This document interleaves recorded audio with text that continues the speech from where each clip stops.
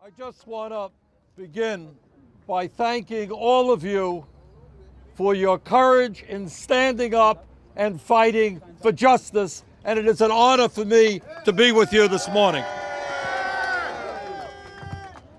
Here's the simple truth, that in America we have millions and millions of working people who are working hard but are not making enough money to put bread on the table or to take care of their kids, and that has got to end.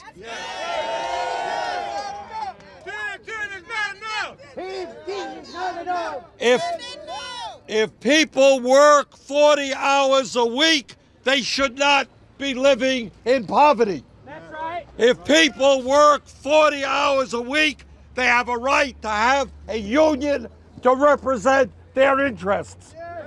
If people work 40 hours a week, they have a right to join with the rest of the industrialized world and have health care for themselves and their kids. That's right. That's right. Now, what's going on in America today is we're living in a country where the middle class is disappearing. We are living in a country where the people on top have never had it so good. And what we are saying today to the head of McDonald's and to the United States government is that the wealthy cannot have it all. Working people deserve a fair shake. That's right. So we're going to say to the president, thank you for your initial steps, but we have got to go further. The federal government cannot and will not be the largest employer of low-wage workers in this country. So what we are seeing is an understanding that you here, we here, are not alone. In 150 cities from one end of this country to another, people are saying enough is enough. Workers deserve decent wages and decent benefits. Let's continue the struggle. Thank you very much. So I must say that I believe we stand about where, in good company today, in halls such as this, where your predecessors, where Dave Dubinsky himself actually stood, where another former president stood, and fought this issue out of Social Security against the same charges.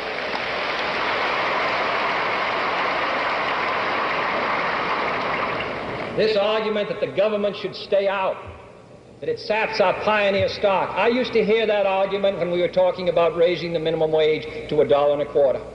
I remember one day being asked to step out into the hall, and up the corridor came four distinguished-looking men with straw hats on and canes. They told me they had just flown in from a state in their private plane, and they wanted me to know that if we passed a bill providing for time and a half for service station attendants who were then working about 55 to 60 hours at straight time, it would sap their self-reliance. The fact of the matter is, what saps anyone's self-reliance is working 60 hours at straight time, or working at 85 or 95 or $1 an hour. All depending upon filling out a pauper's oath and and then getting it free. Nobody in this hall is asking for it for nothing. They are willing to contribute during their working years. That is the important principle which has been lost sight of.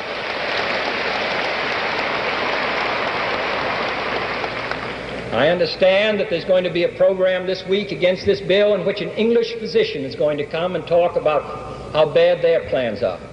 It may be, but he ought to talk about it in England, because his plan and what they do in England is entirely different. In England, the entire cost of medicine for people of all ages, all of it, doctors, the choice of doctors, hospitals, from the time you're born to the time you die, are included in a government program. But what we're talking about is entirely different.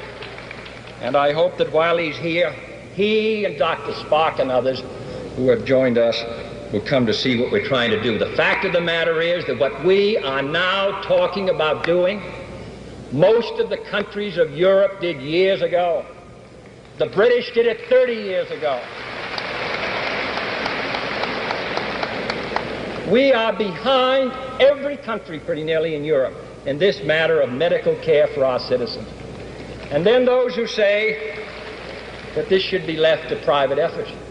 In those hospitals in New Jersey where the doctors said they wouldn't treat anyone who paid their hospital bills through Social Security, those hospitals and every other new hospital, the American people, all of us, contribute 1/2, 1 or 2/3 for every new hospital, the national government. We pay 55% of all the research done. We help young men become doctors. We are concerned with the progress of this country. And those who say that what we are now talking about spoils our great pioneer heritage should remember that the West was settled with 2 great actions by the national government. One, in President Lincoln's administration, when he gave a homestead to everyone who went west, and in 1862 he set aside government property to build our land-grant colleges. This cooperation between an alert and progressive citizenry and a progressive government is what has made this country great, and we shall continue as long as we have the opportunity to do so.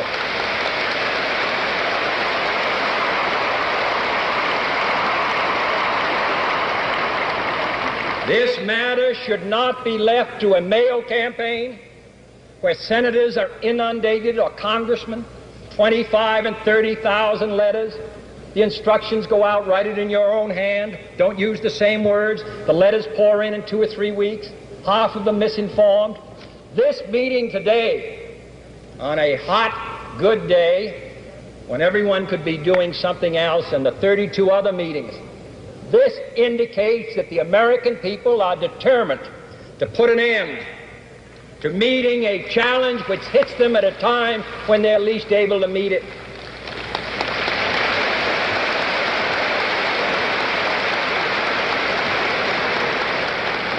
And then finally, I had a letter last week saying you're going to take care of all the millionaires and they don't need it. I do not know how many millionaires we are talking about, but they won't mind contributing $12 a month to Social Security, and they may be among those who will apply for it when they go to the hospital. But what I will say is that the national government, through the tax laws, already takes care of them, because over 65 they can deduct all their medical expenses. What we are concerned about is the person, not who has not got a cent, but those who saved and worked and then get hit. Then there are those who say, well, what happens if you die before you're 65? Well, there isn't. You really don't care. You have no guarantees. But what we are talking about is our people are living a long time. Their housing is inadequate. In many cases, their rehabilitation is inadequate. We've got great unfinished business in this country. And while this bill does not solve our problems in this area, I do not believe it is a valid argument to say this bill isn't going to do the job. It will not. But it will do part of it. Our housing bill last year for the elderly, that won't do the job, but it will begin. When we retrain workers, that won't take care of unemployment chronically in some areas, but it's a start. We aren't able overnight to solve all the problems that this country faces. But is that any good reason why we should say, let's not even try? That's what we're going to do today. We are trying. We are trying.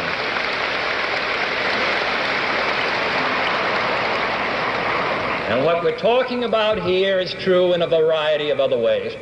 All the great revolutionary movements of the Franklin Roosevelt administration in the 30s we now take for granted. But I refuse to see us live on the accomplishments of another generation. I refuse to see this country and all of us shrink from these struggles, which are our responsibility in our time, because what we are now talking about in our children's day will seem to be the ordinary business of government.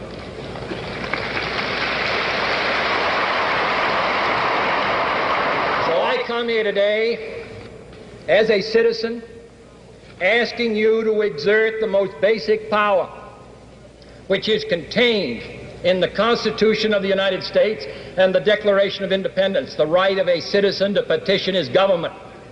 And I ask your support in this effort. This effort will be successful. And it will be successful because it is soundly based to meet a great national crisis.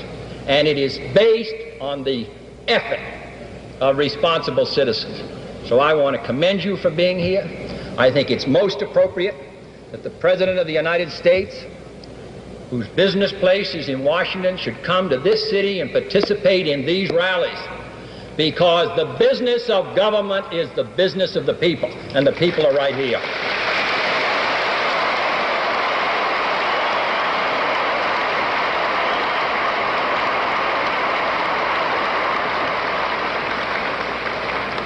In closing, let me say that on this issue and many others, we depend upon your help. This is the only way we can secure action to keep this country moving ahead, to have places to educate our children, to have decent housing, to do something about the millions of young children who leave our schools before they graduate. Every day I am reminded of how many things were left undone. 30 years ago, they provided that no drugs be put on the market which were unsafe for hogs and for cattle.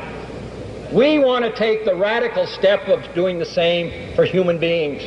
Anyone who says that Woodrow Wilson, as great a president as he was, and Franklin Roosevelt and Harry Truman, that they did it all and we have nothing left to do now are wrong.